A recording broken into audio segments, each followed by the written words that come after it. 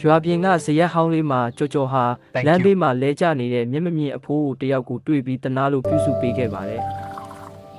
အဖိုးအိုကကျေးဇူးဆက်တဲ့အနေနဲ့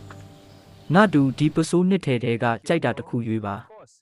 အနီရောင်ကဝတ်ထားရင်မင်းလိုချင်တဲ့စီးစိမ်တွေခဏချင်းရမယ်အပြာရောင်ကတော့ဝတ်ထားရင်မင်းရဲ့စိတ်ကိုအမြဲအေးချမ်းစေမယ်လို့ပြောပါတယ်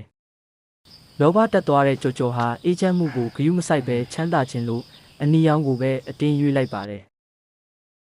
သူထင်တဲ့အတိုင်းပါပဲပစိုးဝတ်လိုက်တာနဲ့သူဟာရွာမှာအချမ်းသာဆုံးတထေးဖြစ်သွားပါတော့တယ်ဒါပေမဲ့ထူးဆန်းတာကစီးစိမ်တွေရလာလေသူ့စိတ်ထဲမှာတစုံတစ်ယောက်ကသူ့ပစ္စည်းတွေကိုလာခိုးမလားဆိုတဲ့စိုးရိမ်စိတ်နဲ့ကြောက်စိတ်တွေကြီးစိုးလာလေပါပဲဘလောက်ပဲချမ်းသာပေမဲ့သူ့မှာ1မိနစ်တောင်စိတ်အေးအေးမနေရတော့ပါဘူးအဲ့ဒီတော့မှသူဟာအဖိုးကိုပြောတဲ့အေးချမ်းမှုရဲ့တန်ဖိုးကိုနားလည်လာပါတယ်